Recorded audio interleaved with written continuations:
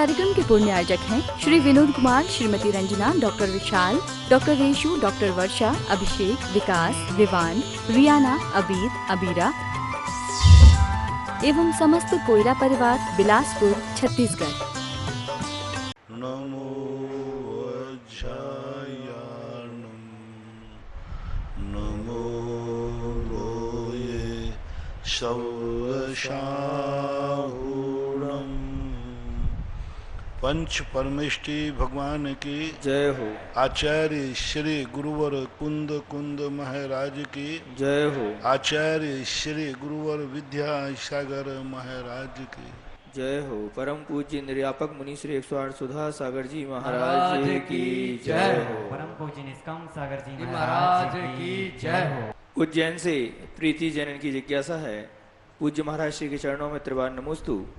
महाराज जी, चक्रवर्ती से भी ज्यादा शक्ति देवों में होती है, परंतु जब भरत चक्रवर्ती विजय यात्रा पर निकले तो उन्होंने कई बैंतर जाति देवताओं को भी जीता। यहाँ हमारी जिज्ञासा उठती है कि महाराज जी, चक्रवर्ती की शक्ति कम होने के बावजूद भी उन्होंने बैंतर देवों को कैसे जीता होगा? कृपया समाधान करने की कृपा। शक्तियां अलग अलग होती है और एक बल शक्ति अलग होती है, वैभव शक्ति अलग होती है और ये जीतने की कला अलग होती है। कभी कभी एक कमजोर व्यक्ति बलवान को भी पछाड़ देता है, तो वो कला चक्रवर्ती के पास है। और चक्रवर्ती का वो जो हार होती है वो एक नियोगी हार है। जैसे आप लोग पिक्चरों में करते हैं ना कि वो व्यक्ति कहता है कि अब तुमने पीट लिया, अब मैं पीटूंगा, तुम गिरते रहना। तो ऐसे ही वो नियोग है कि वहाँ दोनों में युद्ध होगा और देवता हारेंगे। कई बार देवताओं को हारना पड़ता है, क्योंकि देवताओं के पास बल जरूर है लेकिन युक्ति का अभाव होता है। कई बार वो बंधन से बंधे हुए रहते हैं, वो प्राण घात का हमला नहीं कर सकते। अब बहुत बड़ी चीज़ है, पूज्यवर वीरसेन स्वामी महाराज ने देवों के अधा कर्म का निषेध किया। देव सब कुछ कर सकते हैं लेकिन प्राण घातक हमला नहीं कर सकते। बल है उनमें, शक्ति है, लेकिन वो ऐसा तीर नहीं मारेंगे जिससे मर जाए, ऐसा शस्त्र नहीं मारेंगे जिससे वह घायल हो जाए, मतलब प्राण त्याग दे। तो प्राण घातक हमला देव नहीं कर सकते हैं, लेकिन चक्रवर्ती आदि किसी प्रकार का घात कर सकते हैं। तो वहाँ कुछ ऐसे नियोग हैं और युक्तियाँ हैं जिस कारण बलवान होकर के भी वो हार जाते हैं। अंकुर कॉलोनी सागर से हीरा जैन इनकी जिज्ञासा है, पूज्य गुरुवर के चरणों में नमोस्तु। महाराज श्री परिग्रह परिमाण। अब आप यहीं देख लीजिए, रावण बलवान था कि रामचंद्र जी बलवान थे? रावण। शक्तिशाली कौन था? रावण। उम्र में बड़ा कौन था? रावण। वैभव में बड़ा कौन था? रावण। सेना में बड़ा कौन था? रावण। विद्याएं किसके पास थी? रावण के पास। राम के पास तो कुछ भी नहीं, छोटी सी सेना थी, एक भी विद्या नहीं थी। देवता सारे रावण के पक्ष में थे, सारे रावण के पक्ष में, विद्याएं रावण के पक्ष में। विद्याधर था, इनके पास तो उतनी ज्यादा विद्याएं थी नहीं, फिर भी रावण बलवान होकर के हारा और रामचंद्र जी बलवान न कम होकर के भी जीते। तो ये युद्ध की बात अलग होती है। अंकुर कॉलोनी सागर से हीरा जैन इनकी जिज्ञासा है, गुरुवर के चरणों में नमोस्तु। महाराज श्री परिग्रह परिमाण अणुव्रत भी है, परिग्रह त्याग नौमी प्रतिमा भी है, तो महाराज जी इन दोनों में अंतर क्या है, समझाने की कृपा करें। दोनों में बहुत अंतर है। परिग्रह अनुमति त्याग, वहाँ परिग्रह को एकदम जो है उसमें उतना ही ग्रहण करता है जितना उपयोगी है। परिग्रह परिमाण जो व्रत है अणुव्रत में, उसमें आवश्यकता से अधिक का प्रमाण कर सकता है। जैसे मान लीजिए जो उसके पास एक मकान है, उसने कह दिया मैं 2 मकान का प्रमाण करता हूँ। किसी के पास 1 लाख रुपया, उसने कह दिया मैं 10 लाख का प्रमाण करता हूँ। किसी के पास 1 किलो सोना है, वो कहता हूँ 2 किलो सोने का प्रमाण करता हूँ। अपनी आवश्यकताओं से अधिक का भी प्रमाण किया जा सकता है यदि भविष्य में उसमें मिलने की गुंजाइश है। लेकिन जो परिग्रह त्याग प्रतिमा होती है, उसमें जो आवश्यक रखा था उसको भी धीरे धीरे कम करके उसमें और कम करता है। जितना है उसमें कम करते हुए जितना अपने जीवन के लिए जरूरी है उनमें भी कम करेगा। उनमें और कम करेगा। जैसे उसने सोना चांदी रखे तो वो कहेगा इसका उपयोग क्या है, उसको छोड़ देगा, बैंक बैलेंस वगैरह सब छोड़ देगा। परिग्रह त्याग प्रतिमा जो लेगा उसमें मात्र अकेला आजीविका के लिए, अपनी आजीविका चलाने के लिए थोड़ा बहुत विचार करेगा, अन्यथा वो भी त्याग हो जाएगा। वो भी त्याग करते करते भोजन प्रमाण तक पर भी वो आ जाएगा, और वस्त्र जो पहनता है एक दो जोड़ी वस्त्रों का प्रमाण कर लेगा, उसमें इतना अंतर होता है। अंकुर कॉलोनी सागर से ही ऋषभ जैन, इनकी जिज्ञासा है, पूज्य गुरुवर के चरणों में नमोस्तु। गुरुवर, बेटी की शादी हो जाती है तब उसका गोत्र बदल जाता है और उसको सूतक पातक ससुराल पक्ष का ही लगता है। जिज्ञासा है कि कोई बेटी कुछ दिन के लिए अपने मायके में आती है और कारणवश वह आत्महत्या कर लेती है, तो क्या उसका सूतक 6 महीने का सूतक मायके वालों को ही लगेगा? कृपया दया करने की कृपा करें। इसके संबंध में दो चीजें हैं। एक तो सिद्धांत है, सूतक भली उसने सुसाइड पीहर में आगे की है, लेकिन सूतक तो ससुराल वालों को ही लगेगा। लेकिन नैतिकता के नाते, क्योंकि मरण यहाँ हुआ है, तिये की बैठक यहाँ होगी, 13वां यहाँ 12वां यहाँ होगा, तो उसको ऐसी स्थिति में 12 दिन का 13 दिन का सूतक तो मानना ही पड़ेगा, क्योंकि वो घटना यहाँ घटी हुई है और यहाँ घटने के कारण से वो बराबर सूतक माना जाएगा। हाँ, यदि ससुराल में जाकर के उसका घटना घटती तो फिर पीहर वालों को कोई सूतक नहीं। इसी प्रकार कोई बच्ची अपने पीहर आई है और बच्चे को जन्म यदि पीहर में दिया है तो परिवार वालों को नैतिकता के नाते उनको बराबर सूतक लगेगा, क्योंकि घर में वो डिलीवरी हुई है, और यदि बाहर हुई है, अस्पताल आदि में है, तो फिर परिवार वालों को सूतक की मर्यादा 1 दिन की होती है। इंदौर से महेंद्र जैन की जिज्ञासा है, गुरुवर के चरणों में नमोस्तु। गुरुवर, बच्ची को तो छोड़ो, घर में यदि गाय का बच्चा जन्म देवे तो घर वालों को 1 दिन का सूतक है, गाय यदि घर में, और गाय यदि फार्म हाउस पे देवे, खेत पे देवे, तो फिर कोई सूतक नहीं। लेकिन जिस घर में तुम रहते हो उसी घर में देते हैं तो 1 दिन का सूतक मानते हैं, ऐसा। इंदौर से महेंद्र जैन की जिज्ञासा है, गुरुवर के चरणों में नमोस्तु। गुरुवर, तन में समर्पण का भाव, मन में उदारता और धन में परमार्थ करने की उद्देश्य, ये तीनों की प्रतिबद्धता हमारे मोक्ष मार्ग में को किस प्रकार से प्रशस्त करती है? कृपया मार्गदर्शन करने की कृपा करें। मोक्ष मार्ग में सबसे बड़ा ये सहयोग सामग्री जुटाती है। जैसे मान लो उदारता हमारे मन में है, तो जब हम मोक्ष मार्ग पर पढ़ेंगे तो चारों तरफ से हमें लोग अनुकूलता बनाएंगे, अनुकूल वातावरण मिलेगा, अनुकूल क्षेत्र मिलेगा, अनुकूल लोग मिलेंगे, सब अनुकूल मिलेंगे, क्योंकि हमने उदारता दिखाई है। तो उदारता का फल हमारे लिए किसी न किसी रूप में सहयोग मिलता है। और यदि हमने अपने धन का उपयोग किया है साधर्मियों के लिए, धर्म के लिए, तो जब हम धर्म क्षेत्र में आएंगे तो धर्म क्षेत्र में भी हम वहाँ अनेक प्रकार के जो धार्मिक वैभव हैं वो पाएंगे। धार्मिक दृष्टि से लोगों की दृष्टि में इज्जत पाएंगे, सम्मान पाएंगे, यशस कीर्ति होगी, चारों तरफ लोग उनकी आवाज़ को सुनकर के उनके कहने पर कितना भी दान दे देंगे। किसी साधु के मुख से निकले हुए वचनों से कोई दान दे रहा है तो ये निश्चित समझना उस साधु ने भी पूर्व भाव में कोई बड़े बड़े दान दिए। उस दान को अब उसने तो संसार छोड़ दिया, कर्म तो उदय में आएगा। यदि वो संसार को भोगता तो संसार का वैभव मिलता, उसको धन दौलत मिलती, लेकिन अब उसने छोड़ दिया। तो अब छोड़ने के बाद उनके वचनों से निकला हुआ वचन को दूसरे लोग उसके कहने पर, उसके आशीर्वाद पर लाखों करोड़ रुपया दान दे देते हैं। ये भी साधु का कोई पूर्व प्रकृति के पुण्य के उदय से देते। तो जो तुम्हारा परमार्थ में तुम दान दे रहे हो वो मोक्ष मार्ग में कल के दिन बहुत कार्यकारी होगा। लोग कोई कहें कि महाराज जी हम मोक्ष मार्ग में चलेंगे, अब हमें संसार का वैभव चाहिए ही नहीं है, तो हम क्यों दान दें? नहीं, तुम्हारा दान बहुत काम आएगा।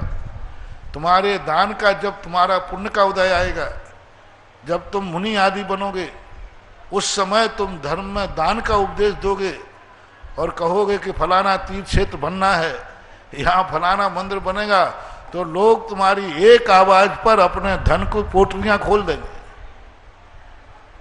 ये वो फल मिलेगा। हर व्यक्ति हर साधु कहता है तो लोग क्यों नहीं मानते? इसमें पूर्व का पुण्य काम करता है। पूर्व में कोई पुण्य है, पूर्व में कोई तुमने पुण्य किया है तो ही पुण्य होगा। आहार दान दिए हैं किसी ने, मान लीजिए पहले, महाराज जी अब हमें तो मुनि बन करके मोक्ष जाना है, हम आहार दान क्यों दें? नहीं, बहुत काम आएगा। अभी तुमने आहार दान दिया है, जब तुम आहार को निकलोगे तो 10 साधु हो गए और 1000 चौके होंगे, वो पुण्य तुम्हारा फलेगा। वहां लोगों के लिए दान देने की उनकी प्रवृत्ति बनेगी, क्योंकि तुमने पूर्व भाव में बहुत दान दिए हैं, इसलिए सारी दुनिया तुम्हें दान देने का भाव करेगी, तुम्हें दान देने के लिए लालायत होगी, क्योंकि तुमने हमेशा आहार दान दिए हैं तो लोग तुम्हें भी आहार दान देने का भाव करेंगे। इसी प्रकार तुमने गुणवानों के प्रति प्रशंसा भाव रखा है, परमार्थ भाव रखा है, तो जब तुम चर्या पालन करोगे सारे लोग तुम्हारी यश कीर्ति जय जयकार करेंगे, लोग तुम्हारी तपस्या के लिए प्रशंसा करेंगे। कई साधु होते हैं ऐसे ऐसे घोर तपस्वी करते हैं, लेकिन उनको कोई पूछता ही नहीं है। अच्छी तपस्या, खूब तपस्या कर रहे हैं, लेकिन लोग उनके प्रति आदर भाव नहीं रखते, सम्मान भाव नहीं रखते। क्यों? क्योंकि उन्होंने पूर्व भाव में कभी गुणवानों के प्रति आदर भाव नहीं किया। कई लोग निर्दोष चर्या पालन करते, लेकिन कोई आहार देने वाला नहीं रहता, चौके नहीं रखते। चर्या में कोई कमी नहीं है, बढ़िया है। क्यों? इन्होंने पूर्व भाव में कभी दान दिए ही नहीं। मुनि तो बन गए लेकिन दान तो कभी दिए ही नहीं भाव, तो वो पुण्य, क्योंकि दान जब साधु लेता है तो नियम से पुण्य कर्म का उदय हो तभी लेता है। पुण्य कर्म का उदय नहीं है तो साधु को अलाभ हो जाएगा, अंतराय हो जाएगा, अंतराय हो जाएगा, अलाभ हो जाएगा, जाएगा कोई चौका ही नहीं मिलेगा। तो ये क्या है? उसके अंतराय कर्म का उदय। साधु आहार लेना चाह रहा है फिर भी नहीं मिल रहा है तो अंतराय कर्म का उदय है। इसने पूर्व भाव में कभी दान दिए नहीं, दिए हैं तो दूसरों को अंतराय डाला, देना नहीं दिया, देना नहीं दिया। देना चाह रहे हैं लेकिन नहीं देने दिया, अंतराय पड़ गया। दिया ही नहीं तो आज उसको मिलेगा नहीं।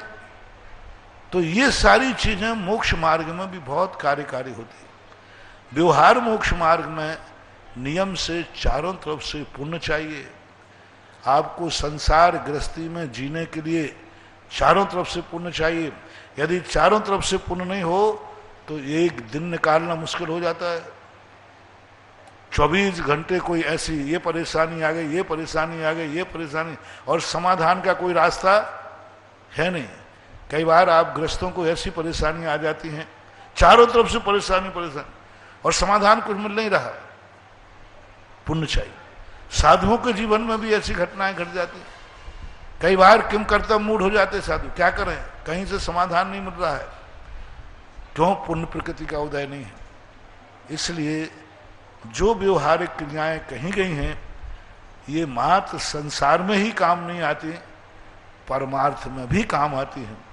जिस साधु की यशा कीर्ति ज्यादा फैलती है, लोग ज्यादा जय जयकार बोलते हैं, उन्होंने पूर्व भाव में नियम से गुणवानों की प्रशंसा की है, दूसरों की जय जयकार की है, और भगवान धर्म को बहुत फैलाने में प्रयास किया, आज उनकी जय जयकार हो गई।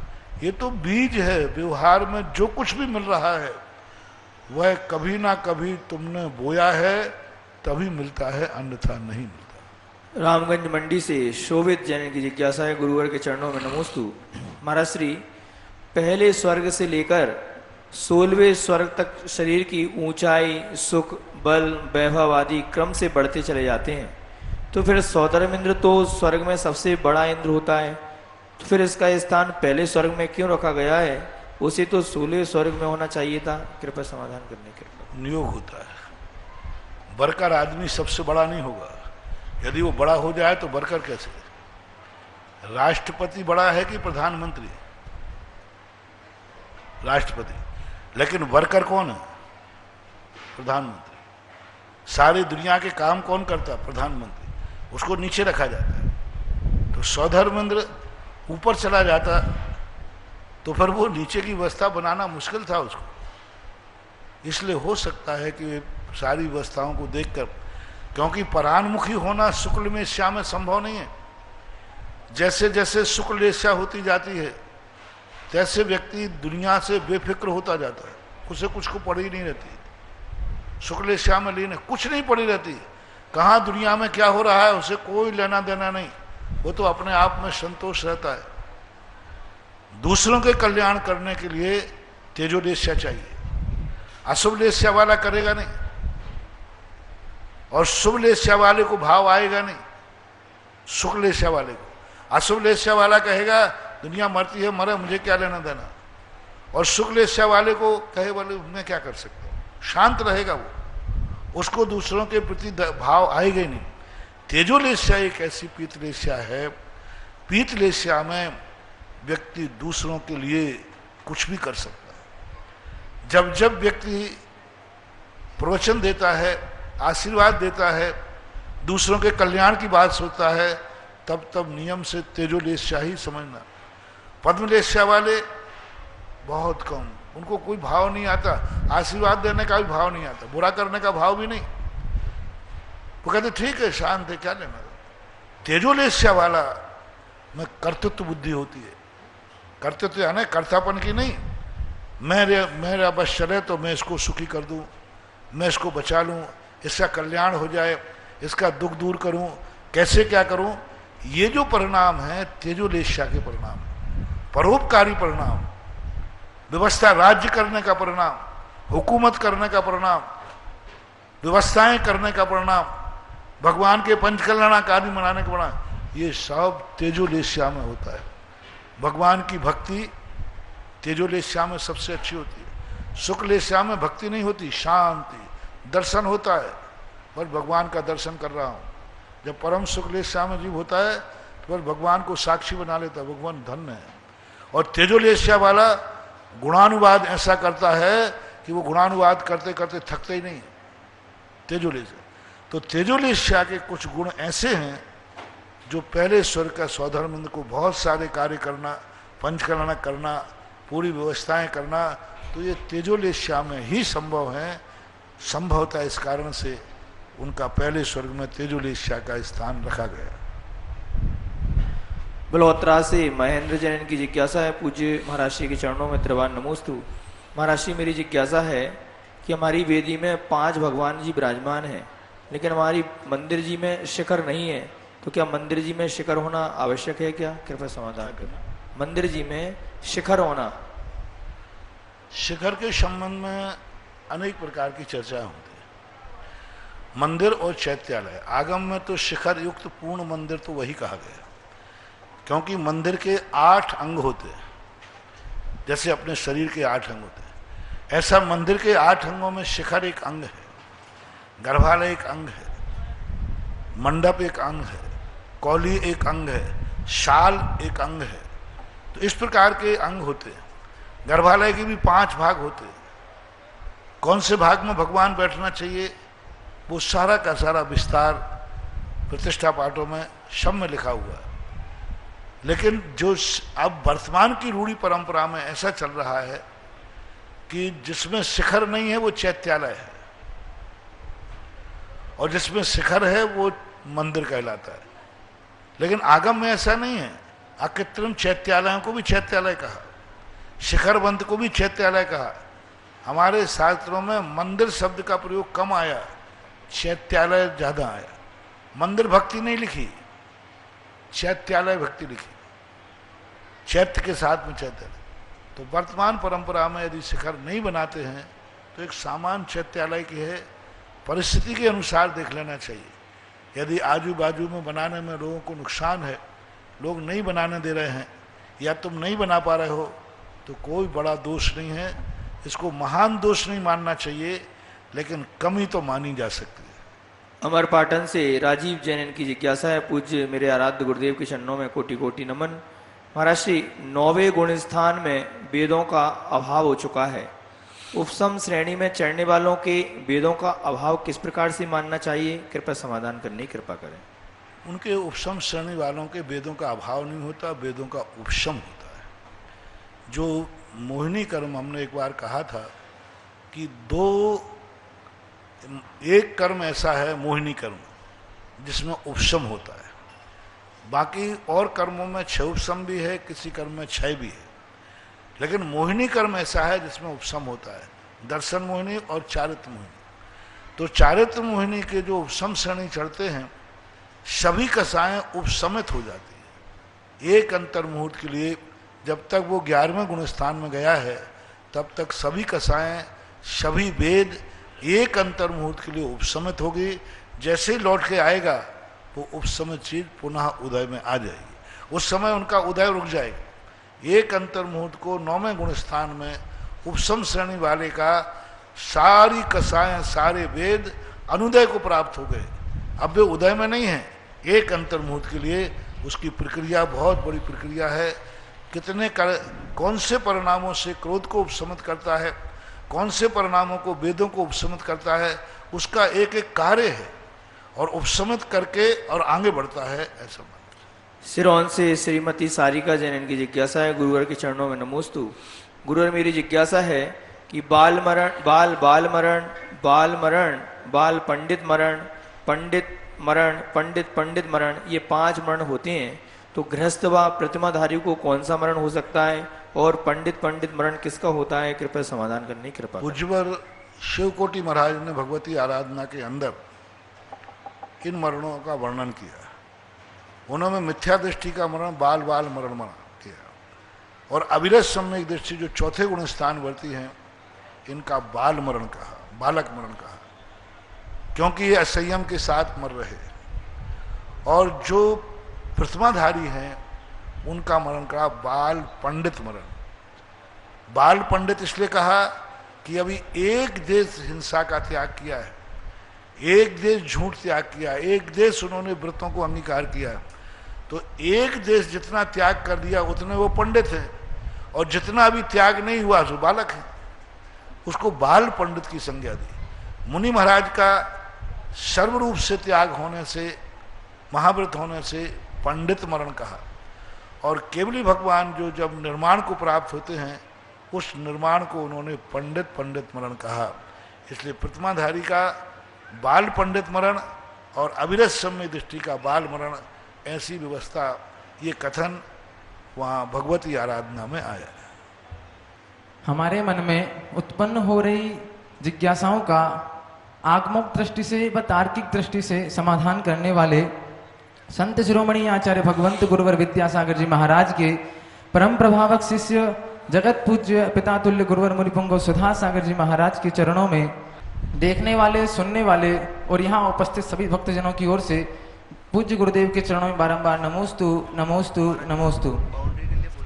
अगली जिज्ञासा ऑडियो के माध्यम से। ललितपुर से शीलचंद जैन अनोरा का कुंद भगवान की समय सार की क्लास की मैं वीसा पासपोर्ट देकर भेजने वाले मेरे गुरुवर निर्यापक मुनि पुंगव सुधा सागर महाराज को त्रैवार नमोस्तु। हे गुरुवर, आपके चरणों के दर्शन हम लगभग 35 साल से कर रहे हैं, लेकिन इस प्रकार के प्रवचन हमने कभी नहीं सुने और ना हुए। हे गुरुवर, हमारी जिज्ञासा है कि आप देशनोदय तीर्थ क्षेत्र चमलेश्वर में आने के विचार नहीं थे, लेकिन हे गुरुवर, यह किसका पुण्य है कि आपके चरण रज चमलेश्वर जी में पड़े। पहाड़ का, दान दातारों का, कमेटी का या उन पार्श्वनाथ भगवान का ने आपको बुलाया, और कल के शिलान्यास को देखकर ऐसे लगा कि यह क्षेत्र तो बहुत ही रमणीक विशेष बनेगा, और आप जब क्षेत्र की महिमा गाते हैं तो यह क्षेत्र कभी कहीं दूसरा क्षेत्र नहीं होगा। हे गुरुवर, हमारी जिज्ञासा का समाधान करें और हमारी यह भावना है कि आपका चातुर्मास चौलेश्वर में ही हो। नमोस्तु नमोस्तु नमोस्तु। पहली बात यह है कि मैं चौलेश्वर नहीं आने का मन है ऐसा तो मैं कभी सोचता नहीं हूँ, लेकिन विचार ये आता है कि चौलेश्वर जाके करूँगा क्या, ये जरूर विचार आता था। मैं कभी किसी क्षेत्र पे नहीं जाना है ऐसा मन नहीं करता, करूँगा क्या वहाँ जाकर, क्योंकि मैं 4-5 बार यहाँ होकर के पहले गया और यहाँ कुछ भी करने की स्थिति बनती नहीं है और ना ही साधना के अनुकूल स्थान बनता है और ना ही प्रभावना का स्थान बनता है। तो ना साधना भी ना हो, प्रभावना भी ना हो, तो फिर स्थान के लिए सोचना पड़ता है। जब भी चौलेश्वर की बात आती थी सोचते वहाँ करूँगा क्या, क्योंकि जहाँ झगड़े हों, वकीलों की बहसें हों, कोर्ट कचहरी होते हों, वहाँ साधु का मन अनुकूल नहीं बनता। आचार्य श्री जब किशनगढ़ पंचानक में आए थे, 79 की घटना है। आचार्य श्री यहाँ से बिहार करके चांदखेड़ी की तरफ जा रहे थे, कहीं एक क्षेत्र पर उनको रुकने का भाव आया, चांदखेड़ी थी शायद, छत्रमास करने के लिए। लेकिन वो सामायिक में बैठे थे, नीचे कमेटी में धमाल चौकड़ी चल रही थी, खूब जम के राग देश चल रहे थे। आचार्य ने कहा जो कमेटियां बैठ करके झगड़ा करती हैं वहां मेरा चतुर्मास क्या शांति हो गया। कमेटी झगड़ा करती रही, आचार्य से 1:15 बजे 1:30 बजे उठे और गेट के बाहर होकर बिहार कर गए और जाकर फिर थूबंदी चतुर्मास हुआ था। तो कई बार साधुओं को स्थिति ये बनती है अनुकूलता, प्रभावना हो तब भी ठीक है, पर इस बार कुछ ऐसा चौलेश्वर में पहली बार इस चौगले की समाज ने क्षेत्र को अंतरराष्ट्रीय समर्पित किया कि नहीं, ये क्षेत्र हम चौगले वालों का नहीं, चौगले वाले क्षेत्र की रक्षा कर सकते थे लेकिन विकास करने की शक्ति इनमें नहीं थी, सोच ही नहीं था। रक्षा करने में शक्तिमंद है, आज तक रक्षा की, लेकिन रक्षा करने से काम नहीं चलेगा। यदि रक्षा ही हम करते रहे धीरे धीरे ये समाप्ति हो जाएगा। तो ऐसी स्थिति में लेकर के इस बार उन्होंने कहा नहीं, हमें रक्षा ही नहीं, हमें विकास चाहिए, और समर्पित होकर के तो ये भूमिका बनी कि अब क्षेत्र में कुछ हो सकता है। और जो क्षेत्र में यहां हुआ है वो तो या तो राजस्थान में सबसे बड़ा कार्य ज्ञानोदय तीर्थ क्षेत्र में हुआ या फिर चौलेश्वर में हुआ। 100 बीघा जमीन का प्रांगण और 100 बीघा जमीन के दातार मिलना। नारेली में तो सरकार का सहयोग था और वो उस समय की घटना थी जब राजस्थान में मैं भी अपरिचित था और राजस्थान वाले मुझसे अपरिचित थे। लेकिन अब तो पूरा राजस्थान हमारा है और हम राजस्थान के जैसे होने वाली स्थिति में सब लोग ये कहोगे मेरी जिंदगी का सबसे बड़ा समय राजस्थान में बीत रहा है। सबसे ज्यादा समय जितने दीक्षा काल हैं 25-30 साल जो भी होने वाले हैं। तो ऐसी स्थिति में यहां का जो कार्य 100 लोगों तो कम थे, लेकिन 100 बीघा जमीन दातारों ने एक दिन के प्रवचन में समर्पित कर दी। एक दिन का मात्र 15 मिनट का प्रवचन दिया था, वो भी बिजोलिया के अंदर, और सारे भारत के लोगों ने चौलेश्वर के प्रति जो अपनी श्रद्धा व्यक्त की उससे मेरा हृदय हिल गया, पूरा रोमांचित हो गया। मात्र यूं सैंपल लेने के लिए मैंने भेज दिया, सोच रहा था कि चलो शगुन उठाते हैं कि चौलेश्वर प्यारा लागा, ये शब्द ऐसे ही गाते रहते हैं कि इसमें कोई दम भी है। तो उस दिन मैंने कहा कि मैं चाहता हूं कि चौलेश्वर यदि सारे भारत का प्यारा है तो लो मैं तुम्हें एक योजना देता हूं, यदि यह पूरी हो गई तो समझ लूंगा कि ये चौलेश्वर वस्तुतः सारे भारत का प्यारा है। जैसा भजन है वैसे ये 15 मिनट ओनली, यही जिज्ञासा का समय था, यही शाम का समय था। मात्र 15 मिनट के अंदर सारे दातारों ने ऐसी की कि हमारे पास हमें रोक के हाउस बोर्ड का बोर्ड लगाना पड़ा कि भैया रुको। कमेटी कहती है इतनी जमीनें नहीं है वहां, तो हम लेंगे कहां से, तो रोका। फिर यहां आकर के थोड़ी बहुत जमीन बढ़ी, उसके लिए भी आज इतना बड़ा प्रांगण में। और फिर उसके बाद सबसे बड़ा उनका पुण्य था, सबसे बड़ा पुण्यवानी उनको जाती है जिन्होंने सगुन को सफल किया है। ये क्षेत्र बनने का पुण्य उनको जाता है जिन्होंने सगुन को सफल किया। सगुन यदि सही उठ जाता है तो वेल बिगनिंग ऑफ डन, सही शुभ मुहूर्त हो, सही हो तो आधा पूरा काम तो शुरू करते ही हो गया। तो सबसे पहले उन जमीन दान देने वालों का पुण्य है जो आज इस क्षेत्र को इतनी ऊंचाइयां पर पहुंचाने की स्थिति में संकल्पबद्ध हुए, और उनके पुण्य से मैं यहां आया, उन जमीन दान देने वालों के पुण्य से आया। उन्होंने ऐसा पुण्य किया, ऐसा हमारा भाव बना दिया। कमेटियां तो आती हैं, कमेटियां तो बहुत, लेकिन उन्होंने ऐसा उत्साह बना दिया कि मुझे आना पड़ा। और जिस प्रभावना के साथ मैं आया हूं वह प्रभावना दूसरा सगुन था उन पदयात्रियों का, वो सगुन था। तीसरा सगुन जब उठा कि यहां आने के बाद जब यहां की योजना और मंदिरों की घोषणाएं हुई और जिस ढंग से उनकी राशियां घोषित हुई, जो चौगले वाले थे उन्होंने कहा तो बाबा जी, बाबाजू, ये तो संभव होना ही नहीं है, इतने बड़े बड़े राशि। अभी तक जितने क्षेत्रों में मंदिर बने सबसे महंगे मंदिर चौलेश्वर पारसनाथ के, 24 सब जगह बने, नंदीश्वर सब जगह बने, मूल मंदिर भी बने। लेकिन उन दातारों को उन्होंने कहा कैसा भी महंगा हो चौलेश्वर पारसनाथ में है तो वो मेरा प्यारा क्षेत्र है, और वो योजना 10-12 दिन के अंदर, 15 दिन के अंदर पूरी योजनाएं उनका पुण्य है। 10-12-15 दिन के अंदर इतनी बड़ी योजनाएं, त्रिकाल 24 के ऐसे मंदिर विशाल जो अभी और सब जगह 24 बन रहे हैं, वैसे मंदिर यहाँ के नहीं होंगे, यहाँ के कुछ अलग ही होंगे, अलग ही ढंग उसका रूप होगा, अलग ही होगा। चल रही है, इंजीनियर लोग इस पर काम कर रहे हैं। तो उनके पुण्य थे।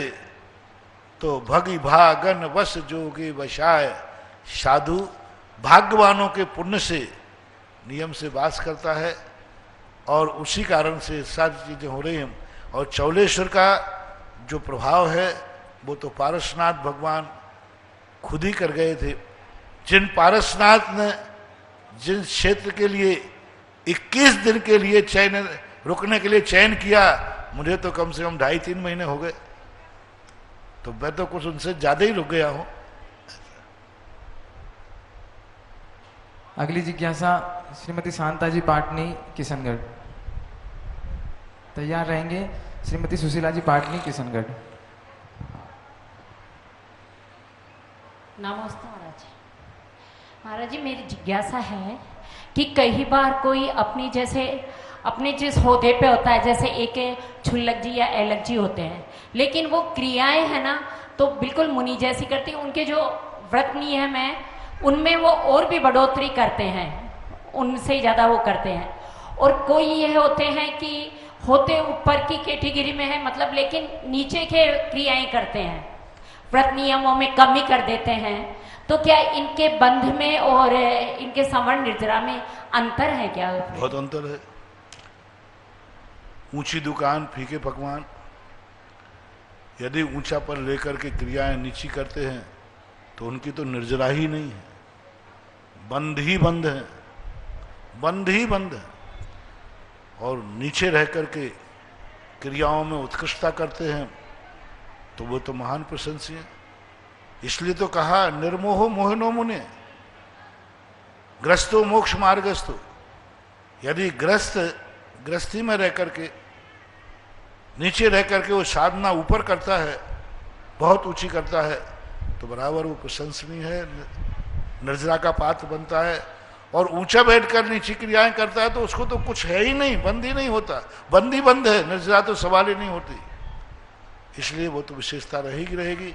एलक शुल्लक एक ब्रह्मचारी, आज दुनिया में कई बार, एक बार मैंने ब्रह्मचारी लोगों से कहा, मैंने कि भाई आप आचार्य से आपको दीक्षा तो दे नहीं रहे, तो और कहीं दीक्षा क्यों नहीं ले लेते? दुनिया दीक्षा देने को बैठी है।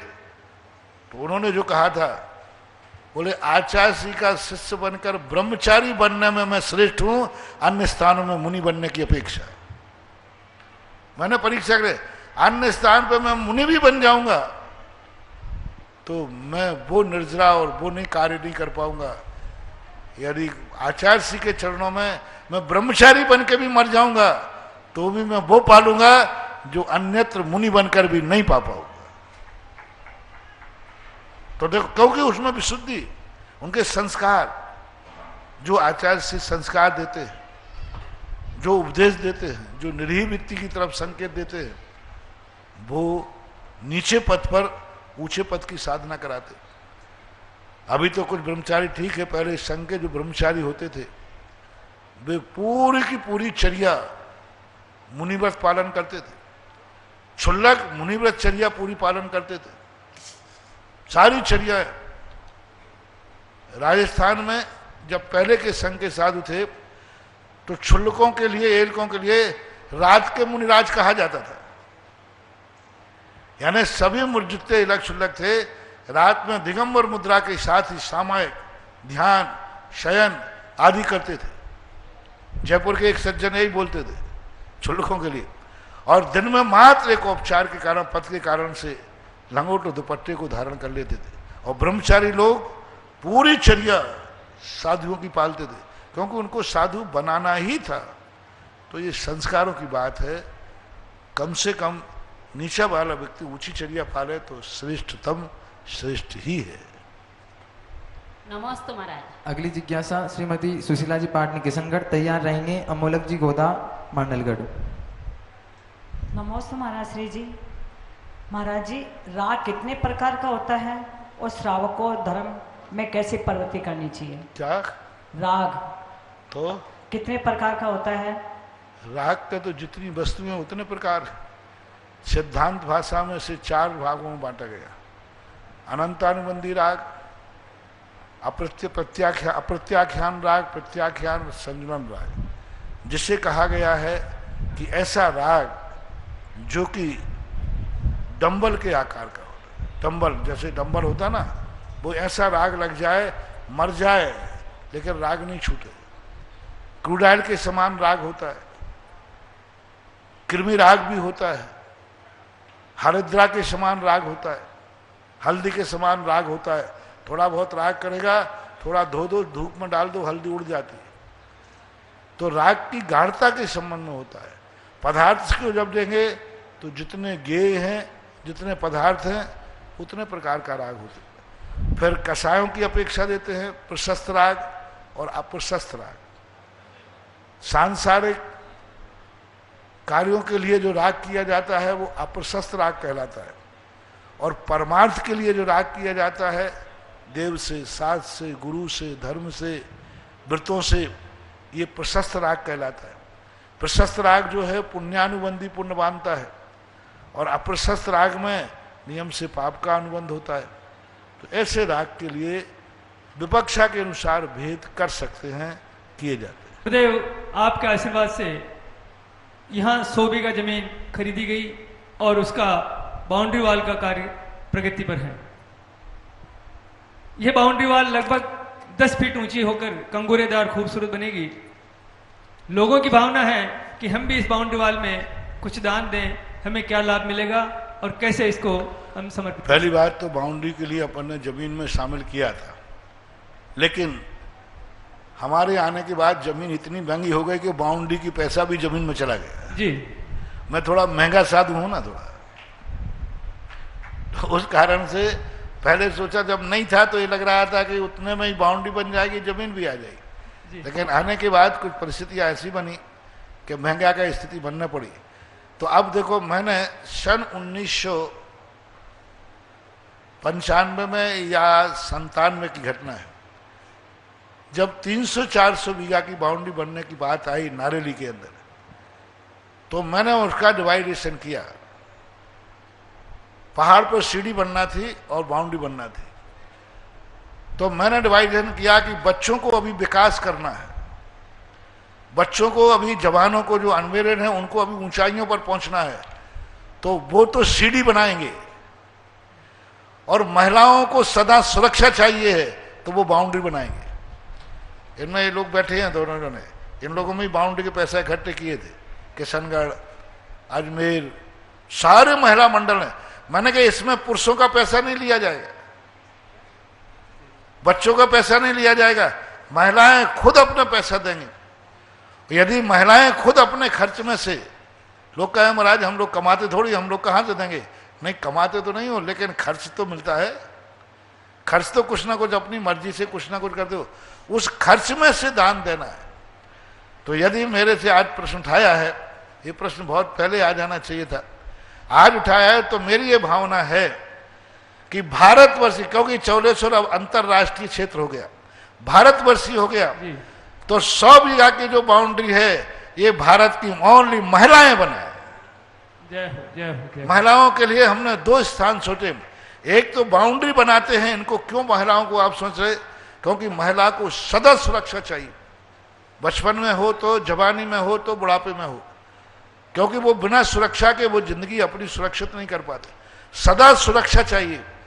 तो बाउंड्री पे जो महिलाएं देंगी उनके जीवन में कभी असुरक्षा की स्थिति नहीं आएगी, क्योंकि धर्म रक्षति रक्षतः, जो धर्म की तीर्थक्षेत्र की सुरक्षा करेगा धर्म उसकी सुरक्षा करेगा।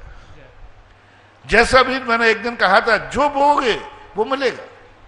अब यदि मान लो अपन को सुरक्षा कवच चाहिए, तो सुरक्षा कवच के लिए मैंने सब संसार के पुरुष महिला सबको सुरक्षा कवच चाहिए, तो हमने तीर्थ सुरक्षा के लिए घोषणा कराई थी।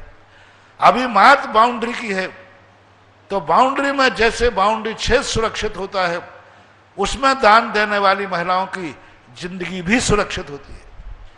इसलिए छोटी मोटी बाउंड्री नहीं है, 10 बाई 12 की बाउंड्री बनेगी एक व्यक्ति के द्वारा। वो राशि अभी इन्होंने 10-12 की है ना, 11,000। हाँ, 2 फुट नीचे 10 फुट ऊपर, क्योंकि जंगल का मामला है और यहाँ वनराज भी रहते हैं, सामने रहते वनराज, बिल्कुल यहाँ से दरवाजे से निकलते ही सामने वनराज का घर है, तो वनराज भी रहते हैं, कहीं वो छलांग लगा के आ गए तुम्हारे पास तो। इसलिए कम से कम 10 फुट की 12 फुट की बाउंड्री, एक महिला, अपने परिवार में 10 महिला है तो 10 महिला है, कोई बड़ी राशि नहीं। कितनी बोली? 11,000 रुपया, कोई बड़ी राशि नहीं है। आपके घर में 5 महिलाएं हैं तो 5 महिलाएं ले लो अपने अपने अपने, लेकिन सब लोग अपने खर्च में से देना भाई। ठीक है, परिवार में से, अपने पिता से, अपने पति से उधार लेना, बाद में मेरे खर्च में से काट देना। हाँ, अभी नहीं हो तो उधार भी, घर में भी उधारी चल सकती है, कोई बात नहीं, लेकिन महिलाओं को ये काम करना चाहिए। और महिलाएं यदि ये काम करती हैं, पुरुषों का मैं इसको गौण करना चाहता हूं, महिलाओं के नाम से हो, और चौगले की जितनी महिलाएं हैं ये बीणा उठा लें। अभी महिला मंडल का अभी बता दे संगठन गठन बन रहा था, तो महिला मंडलों का गठन इसलिए नहीं है कि मात्र रात में आके विनती करना, भजन करना, इसके लिए नहीं है, मैं सबसे काम करवाता हूं। आप लोग महिला मंडल ये नियत संकल्प कर लें कि पूरे के पूरे 400 क्षेत्र में जो क्षेत्र बन रहा है, इसकी सारी बाउंड्री महिलाएं ही बनाएंगी, और महिला मंडल अपने अपने गांव में से महिलाओं को नाम लिख करके लाएं। जो जो महिलाएं पुरुषों से नहीं लें, पुरुष देवेंद्र कहते हैं जय जिनेन्द्र साहब आप किसी और में दे देना, महिलाओं के नाम, माँ के नाम से, पत्नी के नाम से, बेटा के नाम, बिटिया के नाम से, सब लोग अपने अपने, और इस बाउंड्री को पूरी महिलाएं, महिला मंडल अपना अभियान ले ले। भीलवाड़ा का महिला मंडल, भीलवाड़ा की प्रत्येक महिलाओं में जागरण कर दो, और भारत की भी जो भी महिलाएं हैं इस चीज को सुरक्षित करने के लिए। तो आज महिला मंडल के लिए एक काम सौंपा, बड़ा काम नहीं, क्योंकि बेचारी महिलाओं के पास पैसा भी कम ही रहता है। अब खर्चा पाने के लिए तो कितना मिलता है तो तुम्हें सबको मालूम है, इसलिए इनकी राशि ज्यादा नहीं है, मात्र 11,000 की राशि कोई ज्यादा नहीं है। हर महिला परिवार में 10 महिलाएं तो 10 कर सकती है, और कोई कहे कि नहीं हम तो 100 फुट की बाउंड्री बनाएंगे तो 100 फुट की बनाओ, कोई कहे मैं 1000 फुट की बनाऊंगा 1000। अब 100 बीघा की जमीन का आप डायमीटर निकाल लो, कितनी बड़ी जमीन होगी। 100 बीघा का आप डायमीटर निकालिए, 100 बाई 100, तो चारों तरफ से करिए आप, तो 100 एक तरफ 100 एक। अब ऐसा बीघा है, फिट नहीं कह रहा हूं, 100 बाई 100 बीघा की बाउंड्री बनाइए और 12 फुट ऊंची बनाइए न्यू सहित। तो आप लोग ऐसा भी ले सकते कि भाई 100 बाई 12 की जमीन बाउंड्री हम बनाएंगे, 1000 बाई 12 की बाउंड्री हम बनाएंगे, और नहीं बना सकते हैं तो फुटकर रूप में 10 बाई 12 की बाउंड्री। महिलाओं का ये जागरण, अब कंपटीशन है। पुरुषों ने आवाज उठाई, 15 मिनट में जमीन की पूरी कर दी, 15 दिन के अंदर पूरे चैत्यालय, नंद चौत्यालय, त्रिकाल 24 पूरी कर दी। अब महिलाएं हैं, हर चीज में महिलाएं कहती हम लोगों को पीछे क्यों रखा जाता है। कई लोग तो कंपटीशन करती, महिलाएं पुरुष से कम नहीं, अब आ जाओ मैदान में, अब आ जाओ मैदान में। इन्होंने 15 दिन लिए, तुम 2-4 दिन में ही पूरी बाउंड्री के नाम पूरे कर दो तो कहा जाएगा कि महिलाएं फर्स्ट है। नमोस्तु महाराज जी, मेरा आज का प्रश्न है कि अभी जो द्रव्य क्षेत्र काल और भाव के अनुसार आज का जीव नीचे की जो पृथ्वी है वो कितनी पृथ्वी तक जा सकता है और ऊपर कितने स्वर्ग तक जा सकता है, और अगर वो ब्रह्मलोक आज पंचम काल में, आज पंचम काल में आज का जो जीव है वो ज्यादा कितने पृथ्वी तक जा सकता है नीचे, और ऊर्ध्वलोक में कहाँ तक जा सकता है, और वो ब्रह्मलोक में अगर जन्म लेता है ले सकता है क्या, और वो लोकांतिक देव बन सकता है क्या।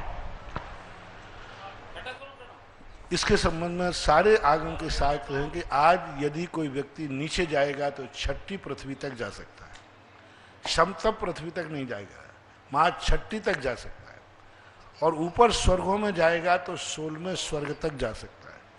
पूज्यवर यति विश्व आचार्य महाराज ने त्रलोय परिणति के अंदर और पूज्यवर कुंदकुंद भगवान ने अष्टपावण के अंदर आज भी लोकांतिक देव बन सकते हैं। अज्जवितरण शुद्धा लहरी देवत्तम इंदत्तम लोयत्तम च, ऐसा कुंदकुंद भगवान ने कहा कि आज भी व्यक्ति रत्नत्रय का पालन करके पंचम काल में, अद्य दुष्म काले, पंचम काल में भी लोकांतिक देव बन सकता है, सौधर्म इंद्र बन सकता है। वो 16 स्वर्गों में जितने इंद्र हैं, कप्पामर 24 इंद्रों में से पंचम काल का जीव इंद्र भी बन सकता है, लोकांतिक देव भी बन सकता है, और 16वें स्वर्ग तक जा सकता है। ऐसा। और ये जो ज्योतिष देव होते हैं, ये ज्योतिष देव क्या ऊर्ध्वलोक और अधोलोक में नहीं होते हैं, सिर्फ ढाई द्वीप में होते हैं? नहीं, पूरे मध्यलोक में है। एक राजू प्रमाण तिल की पट्टी के समान बिखरे हुए पूरे के पूरे 2.5 द्वीप में, 2.5 द्वीप के बाहर भी है आकाश में। ना तो ये जमीन पे रहते हैं ना स्वर्गों में रहते हैं, ये तो बीच में जो पट्टी है 110 योजन पौंडी पट्टी है, उसके अंदर पूरे मध्यलोक में फैले हुए हैं समझ। अच्छा, नमस्ते महाराज। महाराज श्री, मेरी जिज्ञासा जो अभी ललितपुर से आई थी उसी जिज्ञासा में से है। महाराज श्री, मैं भी पिछले 25-30 साल से बचपन से आपके प्रवचन दर्शन सुनता आ रहा हूँ, लेकिन महाराज श्री जब से आपका मानस इस सबलेश्वर जी के लिए बना और यहाँ विराजमान हुए, उसके बाद के जो प्रवचन है महाराज श्री, हमें ऐसे लगता है कि आप सामने विराजमान हैं, लेकिन ये वचनों की माला जाने कहां से आ रही है। महाराज श्री 5-10 दिन के प्रवचन तो ऐसे हैं कि आंखों से आंसू आ जाते हैं। जैसे पिता के घर में नहीं मरना, पिता की संपत्ति का बंटवारा नहीं होना। आज का जो प्रवचन था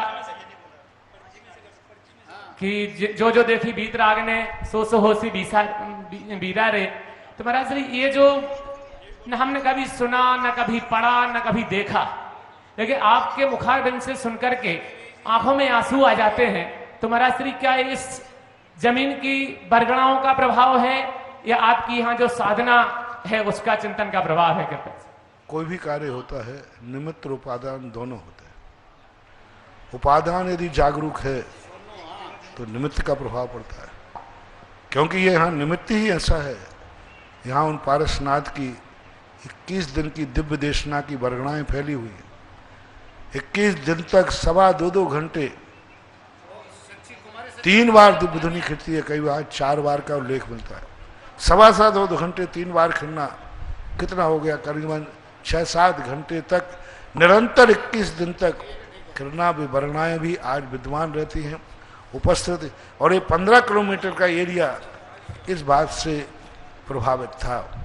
दूसरा, सोच चिंतन जब अनुकूलता बनती है, शांति रहती है। अभी इस समय लॉकडाउन के कारण मैंने प्रातःकाल भी कहा था, एकदम चारों तरफ से शांति ही शांति है, बहिर्मुखी कम होना पड़ता है, अंतर चिंतन ज़्यादा चलता रहता है, तो उसका भी परिणाम फल पड़ता है। परिवार के आराध्य गुरुदेव के चरणों में बारंबार नमोस्तु नमोस्तु नमोस्तु। मैं रानू बड़जात्या मुंबई से। गुरुदेव, मेरी जिज्ञासा ये है कि आपने जिन शुद्ध पंचमी के दिन कोई पाठ याद करने का नियम लेने के लिए कहा था, तो हमने जिन सहस्रनाम स्तोत्र याद करने का नियम लिया था। महाराज जी, हमारी जिज्ञासा ये है कि जिन सहस्रनाम स्तोत्र को पढ़ने का क्या महात्म्य है और उसे किस समय पे पढ़ना सबसे अधिक लाभदायक है? भगवान जिनेंद्र देव के 1008 नामों का वर्णन, भगवान का जैसे नाना रूप होते हैं, उसी प्रकार से हमारे जीवन में नाना प्रकार के पुण्य, नाना प्रकार के गुण, नाना प्रकार के यश कीर्ति के साधन बनते हैं।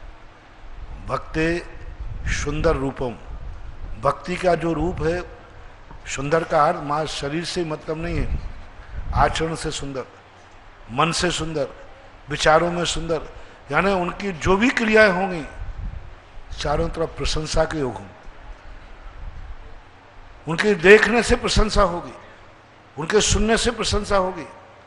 वे जो भी कार्य करेंगे कोई उसकी बुराई नहीं करेंगे। कई लोग कहते हैं महाराज जी हम कितनी अच्छा कार्य करें, मुझे यश ही नहीं मिलता, वे कितनी अच्छा कार्य करें कोई प्रशंसा ही नहीं करता। तो तुमने कभी भगवान की प्रशंसा नहीं की, गुणवानों की प्रशंसा नहीं की। जो गुणवानों की प्रशंसा करते हैं वो सहस्र नाम आदि के किसी भी स्त्रोत के माध्यम से भगवान की प्रशंसा करते हैं, तो उनको भी थोड़ा सा काम करते हैं प्रशंसनीय होता है। और सहस्र नाम भक्ति है, ऐसा कोई भी समय नहीं, कभी भी किसी भी समय कर सकते हैं। प्रातःकाल तो सबसे अच्छा होता ही है भक्ति के लिए, क्योंकि शुरुआत अच्छे से होती है तो दिन भी अच्छा होता है। प्रातःकाल तो अच्छा माना ही गया है, वैसे फिर भी आप सुविधा अनुसार कभी भी करें, उसका फल अच्छा ही है। नमस्ते महाराज जी। महाराज जी, मैंने प्रथम बार आपका प्रवचन दान के बारे में, नारेली की बाउंड्री वॉल के बारे में जान करके 1500 रुपये का दान दिया था। आज पुनः महिलाओं के लिए जो बाउंड्री वॉल की बताई गई, उसमें मेरे तुरंत भाव हुए और मैंने 11,000 की राशि बोली। मैंने देखा कि पहले जो दान बोला था उसके बाद उत्तरोत्तर वृद्धि ही हुई, तो मुझे दान की महिमा पता लगी। तो महाराज जी मैं इसके लिए आशीर्वाद चाहूँगी।